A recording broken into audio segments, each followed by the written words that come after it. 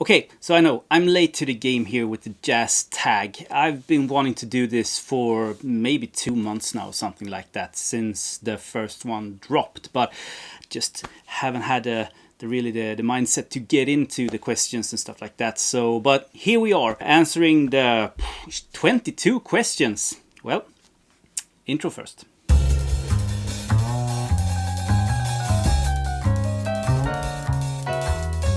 So, first of all, the question is your favorite jazz find of 2021, and I have to say, goes to Belladonna with Iron Car or Nucleus. First press UK swirl version of this was, on the jazz side of things, the best find. Not only for being a rare record, but also for the music. This is a 10. Fantastic record.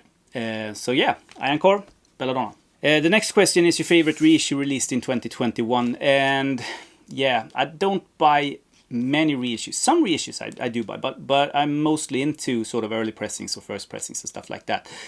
But when I found this online way after it was sold out, I didn't hesitate, and it sounds so good. This is Kenny Dorham's Quiet Kenny, the Craft reissue. Sounds so damn good. This is reference material, and the sessions are fantastic. Pillar in the jazz history. The third question is favorite new release from 2021, and I don't buy that much new music, so I have to give it to, and this is maybe a little bit more on the soul side, but one of few new records that I bought in 2021, Three Little Words with Dominic Fillame. This is the third and latest record by her. All 3 records that she has brought out is fantastic. So highly recommended to anyone who wants to dip their sort of toe in the little more soulful jazz. The fourth question is a saxophone-led session, and I have to give it up for Wayne Shorter. I've shown this many times in the VC, and I'm gonna continue showing it till everyone owns it. That this is a masterpiece of a record. Supernova on Blue Note Records with John McLaughlin, Sonny Sharrock, Walter Booker, Miroslav Vitos, Jack DeShanetchi, Correa, Arthur Moreira, and Maria Booker on vocals on one track, I think. This is so damn good. 1969. Fantastic. A trumpet-led session is the 5th question. And I picked Marcus Belgrave, Gemini. This is a reissue, as you can see. I don't have the first press. That would be cool to have a first press. This is spacey free jazz. And Marcus Belgrave plays trumpet, amongst other instruments, I should say. Maybe not the trumpet the most, but he plays the trumpet. Okay, so a guitar-driven or guitar-based session, and this is, I want to highlight this. More people needs this in their life, at least hear it, because it's a rare Swedish record. But this is Staffan Harde. He's a guitar prodigy. If you listen to him himself, at least, really good sort of free jazz or avant-garde jazz, sort of improvised seeking record. A piano-led jazz session is question number 7, and I'm going for Tsuyoshi Yamamoto Trio. This is on 3 Blind Mice, first press. I had some 3 Blind Mice, but I sold some of them. Midnight Sugar is one of them that I really regret selling now. That's life. Tsuyoshi Yamamoto, piano player, does a fantastic take on Summertime. This is, I think, live recording, and sounds great, like all 3 Blind Mice records. Sounds fantastic. So I've held on to this, not letting that go. And number 8, organ-led jazz session, and yeah, Brother Jack McDuff, Moon Rappin'. This is the 70s reissue on the dark blue reissue Blue Note label. I've had this for many years now. One of Saxophone's favorites. When he recommended it, I seeked it out. I think I paid €15 or something like that, €20 maybe.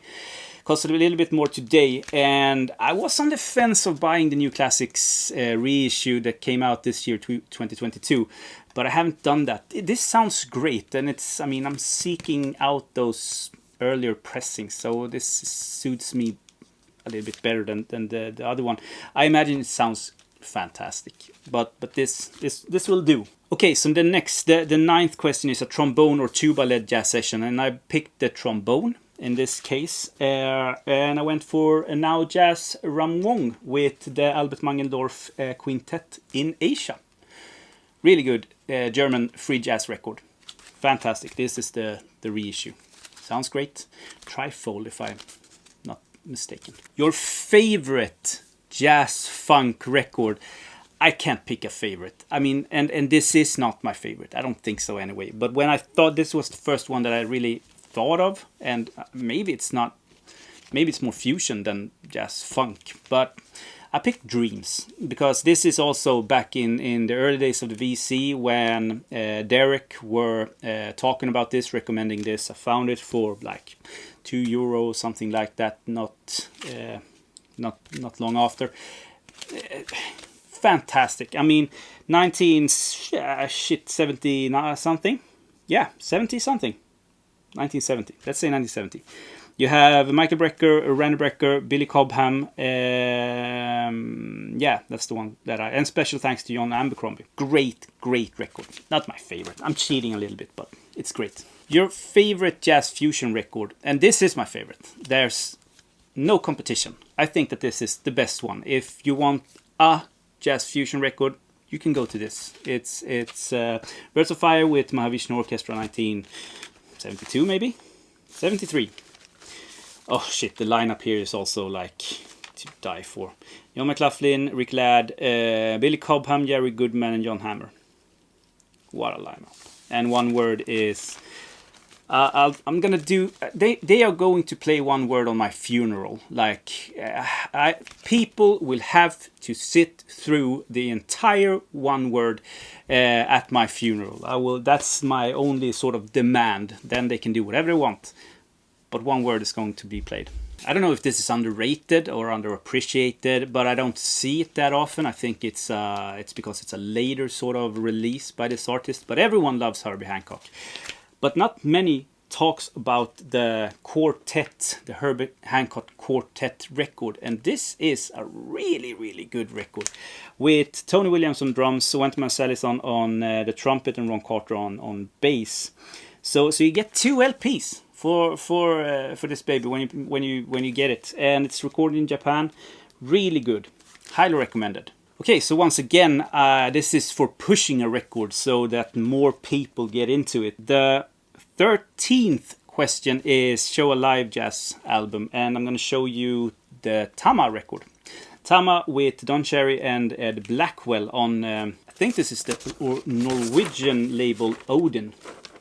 I'm not mistaken. This is a live record with Tama and those artists, and it's very sort of African rhythm based, a little bit world music-esque maybe. Highly recommended, check it out. And Odin is a label that is worth sort of researching and sort of checking out. Many cool releases on Odin. Okay, so 14, a super group, and it doesn't get more super than Young Lions. I don't think so anyway. I actually had Jazz at Massey Hall. I couldn't find it actually. It's in there somewhere. I don't know if I have sorted it at Charlie Parker or at J for Jazz or at Mingus who did the recording. I don't know. But I found this, and the Young Lions. I mean, you have Lee Morgan, Wayne Shorter, Louis Hain, Bobby Timmons, Bob Cranshaw, and Lambert Heath. And also Frank Stroscher. It doesn't get more super than that, does it? And this is a fantastic record, also highly recommended. The 15th question is your favorite artist as a sideman. And one of my favorite artists is the drummer that I have shown now a couple of times, I think, on different records, Tony Williams. I think that he is maybe on the top 3 best jazz drummers of all time. But he was actually sitting in as the drummer on Pop Workshop Volume 2.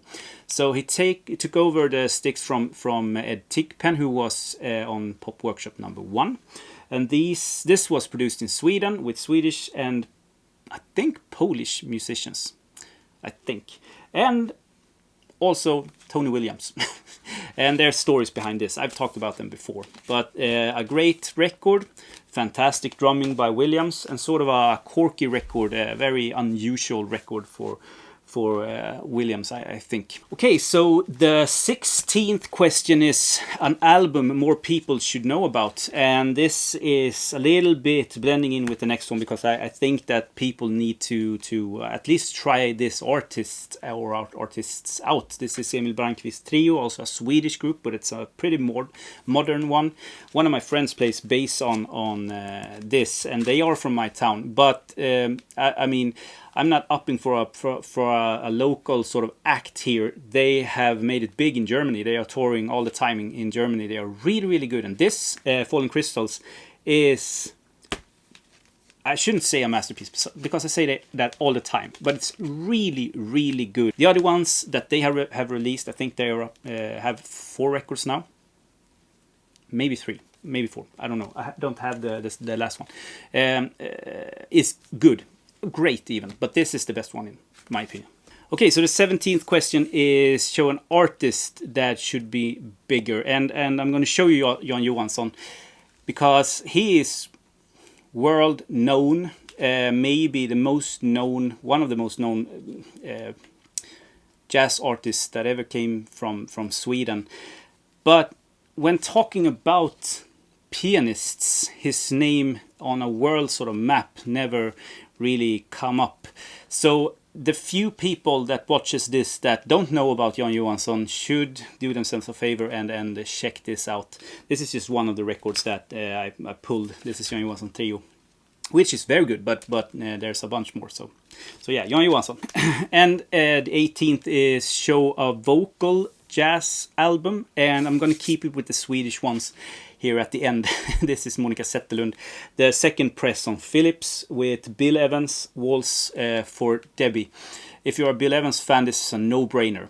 Monica, in my opinion, she's a little bit overrated when it comes to her voice here in Sweden. She's a saint in Sweden and very highly sort of held when it comes to vocal jazz artists. And don't get me wrong, she was good. But with the sort of the early recordings that she did, I don't think that she was that great. But in this time period, especially on this record, she sings her heart out. Really, really good. Perfect blend with Bill Evans. If you haven't heard this, do yourself a favor, check it out. Okay, number 19 is an album that not many talks about, but I love. And this is Okay Tamiz. Turkish musician, drummers of two worlds. This is definitely, if I made a top list of my records, this would be on it. Then, but I don't know if it's top 25 to top 100 or whatever, but definitely one of my absolute favorite records in my collection. This is a 10, and I don't see this every day in the VC. You should see this every day in the VC. Everyone should own this because it's so ahead of its time. The rhythms are fantastic. Highly recommended. A record that you hope to find in 2022. Well, there are hundreds in my want list, but one that I really hope to find, because I've been looking for a copy and it's not super hard to find, is a first or early pressing of Art Ensemble of Chicago's People in Sorrow. That would be cool. One that I have been missing all these years. Never seen it in a store, never ever, like, always been outbid on auctions and stuff like that. So fingers crossed. Okay, and question number 21, and this is a little bit of cheating because everyone else did this tag months ago, and I don't think that this record was announced back then. It was announced like a week or two ago, maybe a month ago, I don't know. But this is probably the jazz record that I am going to buy the sort of new reissue of when it comes out. And the record I'm talking about is Blue Train with John Coltrane. The stereo version is going to be a 2 LP set. The first one with Blue Train on stereo, just like this. But the second one with sort of everything from the sessions, like outtakes and different versions and stuff like that. So 2 LP set filled with goodies if you're a Blue Train fan, and if you are alive and are breathing the air in this world, you are a fan of Blue Train. This is a Liberty Press. I'm really happy about this one, that I have this in my collection. So I won't get rid of this. It will be one of those few cases in my collection where I have doubles. And the next one, I have the same sort of, and the last record I'm going to show you, I have the same sort of setup because they released a 3 LP set of sort of everything from the session. I think it was called the Master Edition or something like that. And the question is, your house is on fire, you have time to save one jazz record. Which do you save? And this, I didn't have to think long. I mean, I have, we're talking about value, I have definitely records that are worth much more, but not jazz records. And I have jazz records that I think goes for more money also, but this is up there. But then you go into the music, you go to like when I found it, how I found it, everything that, like when we sum that up, this is the record I'm going to show you. This is the first US stereo press in near mint condition, I dare say, of I Love Supreme with John Coltrane. Just fantastic. I will never ever forget the day I went to south of Sweden to pick this up. So that's it. Thank you so much for arranging this jazz tag. It's always a blast doing it, even if I'm a little bit late to the game or the show, whatever it's called. Thank you for watching. Please give me comments if you have any, and I'll talk to you soon. Bye.